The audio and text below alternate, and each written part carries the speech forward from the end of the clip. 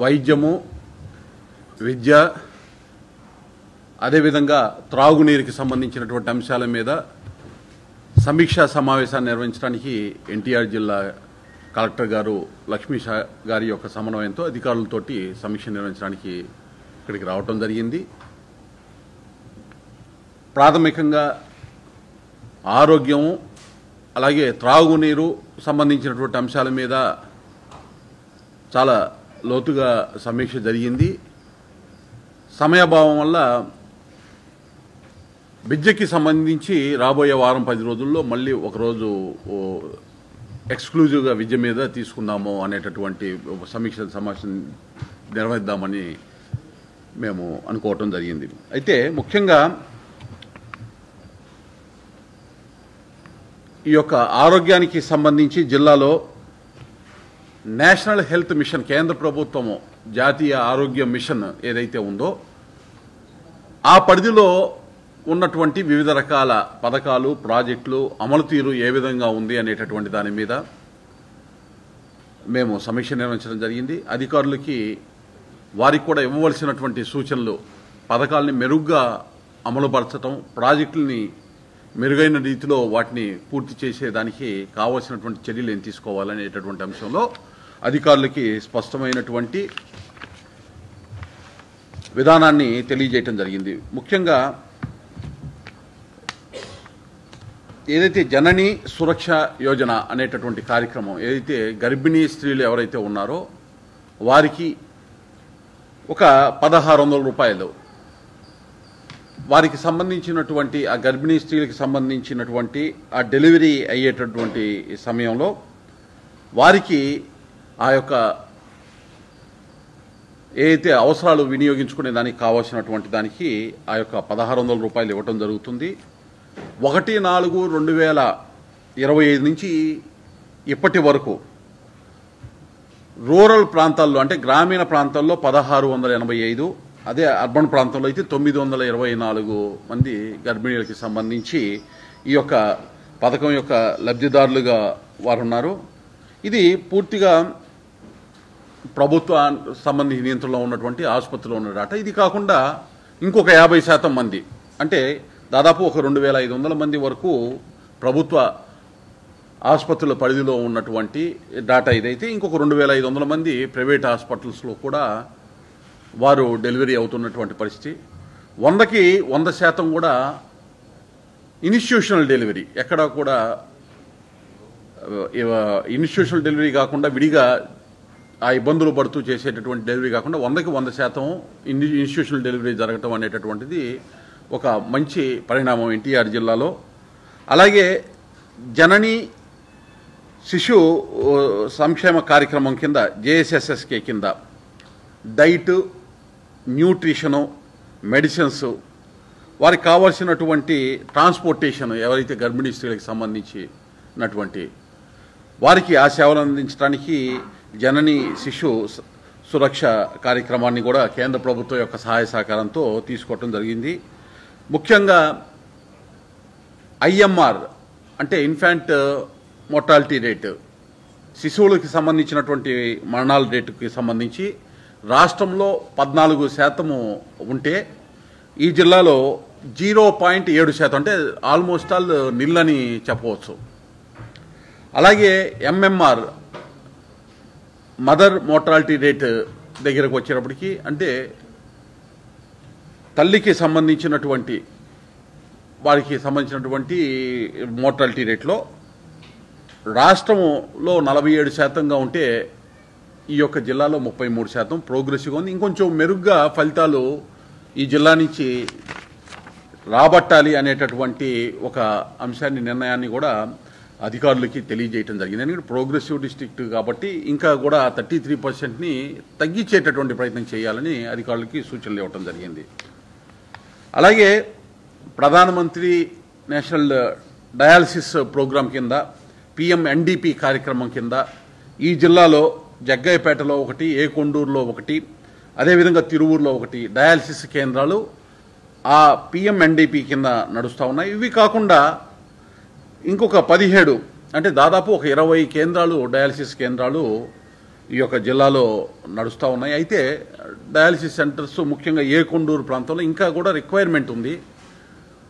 ఆ రిక్వైర్మెంట్ని ఏ విధంగా మీటిగేట్ చేయాలి అనేటటువంటిది గౌరవ ఆరోగ్య శాఖ మంత్రి గారి ద్వారా జిల్లా అధికారులు త్వరగా ఆ కార్యక్రమాన్ని కూడా పూర్తి చేసేదానికి కార్యాచరణ తీసుకోవాలనేటటువంటి దాన్ని వారికి తెలియజేయడం జరిగింది.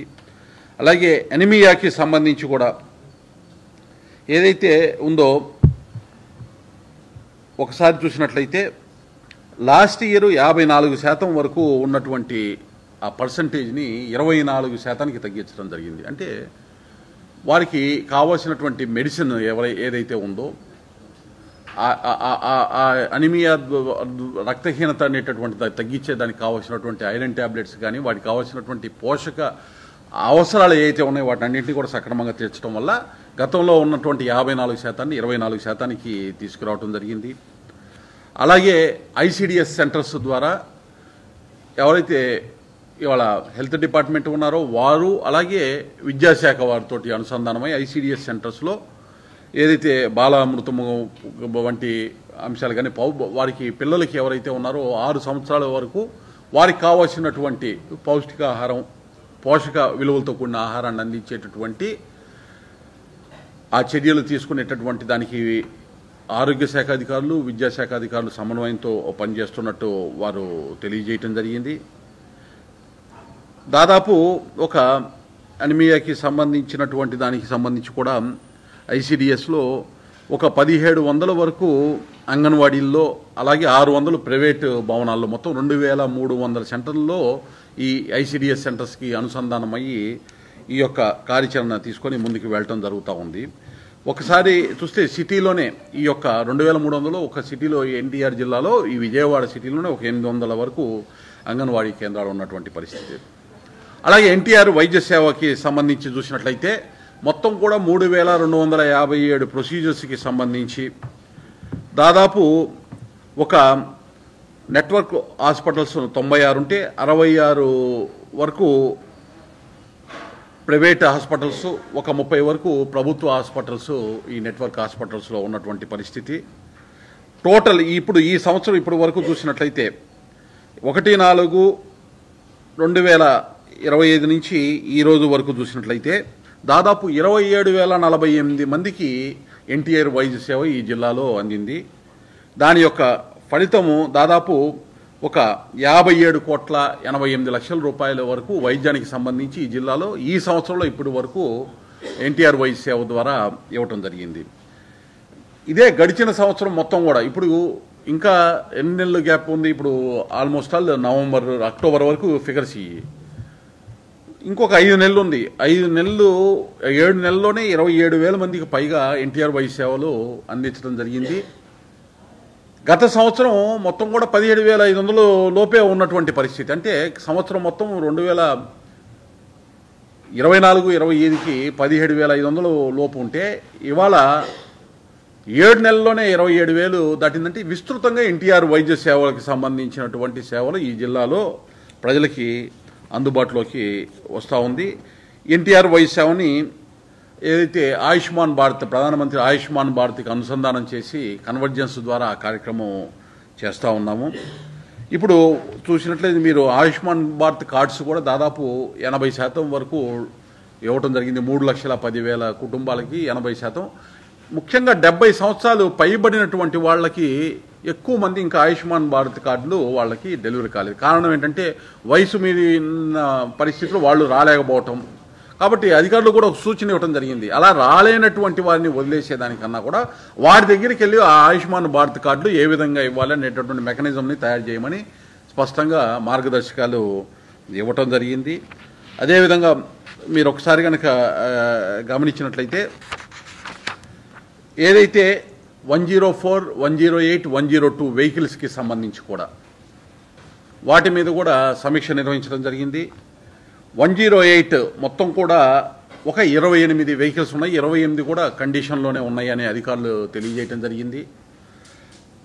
ముఖ్యంగా 108 అర్బన్లో 15 నిమిషాల లోపల అది ఎవరైతే కాల్ చేశారో వారి దగ్గరికి ఆ సేవ అందించడానికి రావాలి. అదే రూరల్లో అయితే 20 నిమిషాల్లో రావాలి. అయితే ట్రైబల్ ఏరియాలో అయితే 30 నిమిషాలు. ఈ యొక్క పరిధిలో ఇంకొంత 15 నిమిషాలది 18 నిమిషాల దాకా అర్బన్లో అవుతున్నట్టు, 20 నిమిషాల్లో రావాల్సింది 23 నిమిషాలు 24 నిమిషాలు రూరల్లో అవుతున్నట్టు ఆ సమయం ఏదైతే ఉందో అది తగ్గించాలి. ఏదైతే ఒక యాడిస్టిక్గా తీసుకొని ప్రభుత్వం ఈ సేవలు అందిస్తుందో ఆ సమయం లోపలే ఆ వెహికల్స్ రీచ్ అయ్యేటటువంటి విధంగా అన్ని కండిషన్స్ సక్రమంగా ఉండేటటువంటి విధంగా ఉండాలనేటటువంటి మార్గదర్శనాన్ని ఇవ్వటం జరిగింది. అలాగే 104కి సంబంధించి జిల్లా మొత్తం కూడా 21 వెహికల్స్ ఉన్నాయి. ప్రతి గ్రామానికి కూడా నెలలో 2 సార్లు 104 వెహికల్స్ ల్యాబ్ టెక్నీషియన్స్ తోటి సహా లోపల కావాల్సినటువంటి మెడికల్ టెస్టులకు కావాల్సినటువంటి ఎక్విప్మెంట్ తోటి విలేజెస్కి వెళ్తాము, సర్వీసెస్ చేయటము జరుగుతూ ఉంది. మెడికల్ ఆఫీసర్ని కూడా ఆ యొక్క వెహికల్ వెళ్ళేటప్పుడు అక్కడ ప్రజెంట్ చేసి సేవలు అందించడం జరుగుతూ ఉంది. అలాగే 102కి సంబంధించి 20 వెహికల్స్ ఉన్నాయి. ఇది ముఖ్యంగా కూడా తల్లి పిల్ల ఎక్స్ప్రెస్ సంబంధించినటువంటి డెలివరీ అయినటువంటి మహిళని సురక్షితంగా వారి ఇంటికి తీసుకెళ్లేటటువంటి దానికి వినియోగిస్తున్నటువంటి ఒక ఫెసిలిటీ. ఇది కూడా సక్రమంగా జరుగుతుంది అనేటటువంటి అంశాన్ని సమీక్షలో అధికారులు తెలియజేశారు. అయితే ఒక 2 అంశాలకి సంబంధించి అధికారులని సమాచారాన్ని ఇవ్వమని అడగటం జరిగింది.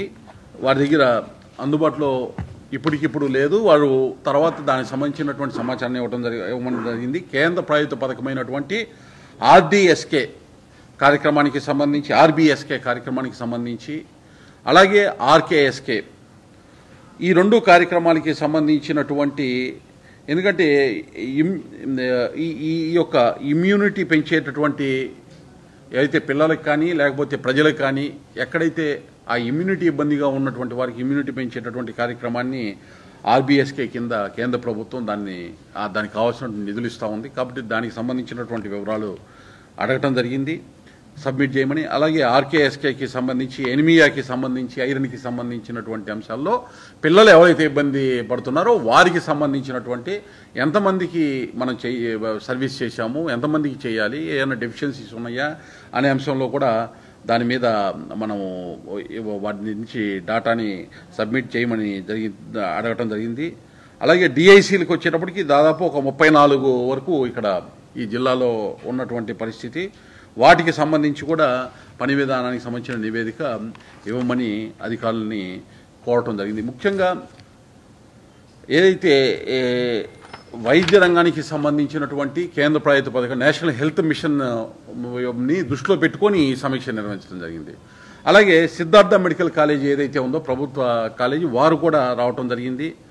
వారు ఏడుకొండల గారు ఆ కాలేజీకి సంబంధించిన హెడ్ వారు రావటం జరిగింది. వారు పిఎంఎస్ఎస్వై కింద ఏదైతే 150 కోట్ల రూపాయల వరకు 2006లో వచ్చిందో దాన్ని వినియోగించి సూపర్ స్పెషాలిటీ అలాగే వారికి కావాల్సిన ఇన్ఫ్రాస్ట్రక్చర్ మొత్తం కూడా క్రియేట్ చేసుకుని ఆల్మోస్ట్ ఆల్ కంప్లీషన్ స్టేజ్లో ఉందని చెప్పారు. అలాగే ఒక 73 సీట్లు అదనంగా పెరగటం వల్ల ఒక్కొక్క స్టూడెంట్కి 1,20,00,000 చొప్పున అభివృద్ధి పనులకి వారికి గ్రాంట్గా ఒక 85 కోట్ల రూపాయల వరకు కూడా రావటం జరిగింది. వాటిని కూడా ఇక్కడ వారికి కావాల్సినటువంటి మౌలిక సదుపాయాలు, ఎక్విప్మెంట్స్ ఏ అయితే కావాలో వాటికి వినియోగించుకుంటున్నట్టు వాళ్ళు చెప్పారు. అలాగే నేషనల్ మెరిట్ స్కాలర్షిప్స్ ఒక 6-7 పిల్లలకి ఆ కాలేజీ నుంచి అదర్ దాన్ ఎంబీబీఎస్ వారు సర్వీస్ చేస్తూ ఉన్నట్టు వారు చెప్తున్నారు. అలాగే మల్టీ డిసిప్లినరీ రీసెర్చ్ యూనిట్ నడుపుతున్నారు. దానిలో 17 రకాల అంశాలకి సంబంధించినటువంటి వాటి ప్రాజెక్ట్స్ని వాళ్ళు రీసెర్చ్ చేస్తున్నట్టు, అలాగే ఒక 16 ఆర్టికల్స్ సబ్మిట్ చేసినట్టు వాళ్ళు కూడా చెప్పారు. వారు ఒక ఆడిటోరియం చాలా పాతదయ్యింది, ఆ ఆడిటోరియానికి సంబంధించి కన్స్ట్రక్షన్కి వాళ్ళకి ఒక 9 కోట్ల రూపాయల వరకు వ్యయం అవుతుంది, అది చాలా అవసరం అని చెప్పారు. వారి నిధులు కూడా ఒక 2,40,00,000 వారికి సంబంధించినవి అకౌంట్స్లో హెల్డప్ అయినాయి. వాటిని వినియోగించుకునేదానికి, అదేవిధంగా ఏపీ ఎంఐడిసి ద్వారా కొంత, అలాగే వాళ్ళకి సంబంధించిన డిపార్ట్మెంట్స్లో వివిధ అకౌంట్స్లో ఉన్నటువంటి డబ్బుని పూలప్ చేసి దాన్ని పూర్తి చేసుకునేటటువంటి విధంగా వారు కార్యాచరణ తీసుకోవడానికి వారు కూడా అప్పీల్ చేయడం జరిగింది. ప్రభుత్వం దృష్టికి కూడా తీసుకువెళ్తాము ఆ అంశాన్ని ప్రభుత్వం దృష్టికని మేము చెప్పడం జరిగింది. అలాగే జల్ జీవన్ మిషన్కి సంబంధించి కూడా కొంత గతంలో నేను ఏదైతే రివ్యూ చేశానో ఆ మార్గదర్శకాలకి అనుగుణంగా ఇంకా డాటా అప్డేట్ చేసి చెప్పడంలో అధికారులు అడుగులు వేయలేకపోయారు. ఆ విధంగా నెక్స్ట్ టైంకి వచ్చేసరికైనా కానీ డాటాని సక్రమంగా వాటిని ఏదైతే ముఖ్యమంత్రి గారు ఒక స్పిరిట్ తోటి స్వర్ణాంధ్రని సాధించాలంటే త్రాగునీరు అనేటటువంటిది చాలా ముఖ్యము. ప్రజలకి ఆ సురక్షిత త్రాగునీరు ఇవ్వాలని ఏ స్పిరిట్ అయితే వారు భావిస్తున్నారో ఆ స్పిరిట్కి అనుగుణంగా, ఎందుకంటే రివ్యామ్ చేశాము.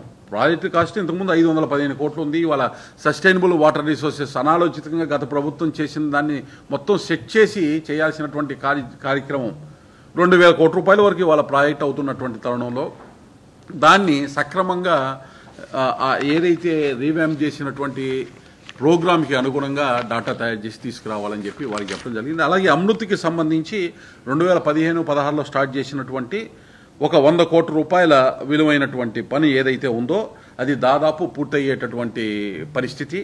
అదేవిధంగా ఏదైతే ఒక అమృత్ 1లోనే ఒక 30 కోట్ల రూపాయలు 39 కోట్ల రూపాయలతోటి ఏదైతే 2 సంప్ కమ్ పంప్ హౌస్ పనులు ఏవైతే ఉన్నాయో వాటి కూడా దాదాపు 98% పూర్తయింది. రేపు డిసెంబర్ 15 నాటికి పూర్తిగా వాటిని కంప్లీట్ చేస్తామని తెలియజేయడం జరిగింది. అలాగే అమృత్ 2 కింద గత సమీక్షలో ఏదైతే తెలియజేశారో దానికి అదే కొనసాగింపుగా మొత్తం కూడా అమృత్ 2 కింద 477 కోట్ల రూపాయల విలువైనటువంటి ప్రాజెక్టులని, అలాగే 30 కోట్ల రూపాయల ప్రోత్సాహం ఇది ఒక గ్రాంట్ ఉంది పట్టణంలో వరద నియంత్రణ కోసం స్టామ్ వాటర్కి సంబంధించినటువంటి ప్రోత్సాహం 30 కోట్లను కలుపుకొని ఏదైతే సివరేజ్ అది క్లీనింగ్ కోసం కావాల్సినటువంటి ప్రణాళికలు, వాటర్కి సంబంధించినటువంటి ఆ కెనాల్స్కి సంబంధించినటువంటి అంశాల్లో అప్గ్రేడేషన్ చేసుకొని ముందుకు వెళ్లే విధంగా తెలియజేశారు. అమృత్ 1, అమృత్ 2 రెండింటినీ కూడా పూర్తి అయిన తర్వాత ఇంకూడా 39,000 గృహాలకి ట్యాప్ కనెక్షన్ గ్యాప్ చూపిస్తున్నారు. దాన్ని కాకుండా 100కి 100% 39,000 కాదు, రాబోయే 15-20 సంవత్సరాల్లో కూడా అవసరమైనటువంటి నీటి వనరులు ఇక్కడ రాబోయేటటువంటి గృహాలకు కావాల్సినటువంటి నీటి అవసరాలను కూడా వాటిని అన్నిటి కూడా లెక్కలోకి తీసుకొని ప్రణాళికలు తయారు చేయాలి అనేటటువంటి దాన్ని కూడా అధికారులకు తెలియజేయడం జరిగింది. అలాగే PM సూర్యగర్ కుసుమకి సంబంధించి ఇప్పుడిప్పుడే టెండర్స్ ప్రక్రియ ప్రారంభమైంది. 35,000 నుంచి 40,000 వరకు SC, STకి సంబంధించినటువంటి రూఫ్ టాప్లని ఐడెంటిఫై చేశామని వాళ్ళు చెప్పారు. వాటిని కూడా ఎందుకంటే 100% రాష్ట్ర ప్రభుత్వం బరాయిస్తూ ఉంది, వాటికి సంబంధించినటువంటి వ్యయం మొత్తం కూడా వాటిని కూడా పూర్తి చేసేదానికి కార్యాచరణ తీసుకునేటటువంటి విధంగా అడుగులు వేయాలని తెలియజేయడం జరిగింది. ముఖ్యంగా జిల్లా కలెక్టర్ లక్ష్మీ షా గారు వారి యొక్క సమన్వయంతో ఈ యొక్క సమీక్ష చాలా చక్కగా జరిగింది. ఏదైతే ప్రధానమంత్రి నరేంద్ర మోడీ గారు వాంఛించారో వికసిత భారత్ సాధనలో భాగంగా ముఖ్యమంత్రి చంద్రబాబు నాయుడు గారు స్వర్ణాంధ్ర 2047 నాటికి సాధించే క్రమంలో అడుగులు వేస్తున్నారో ఆ స్ఫూర్తితో ఈ యొక్క ప్రాజెక్టులు, పథకాలు అమలు జరగాలనేటటువంటిది దశని అధికారులకి ఈ సమీక్షలో ఇవ్వడం జరిగింది. ఈ యొక్క ప్రింట్ అండ్ ఎలక్ట్రానిక్ మీడియా వారి యొక్క సమీక్ష కార్యక్రమానికి సంబంధించిన వివరాలు కవర్ చేయడానికి వచ్చినందుకు అందరూ కూడా ధన్యవాదాలు, కృతజ్ఞతలు తెలియజేస్తున్నాను.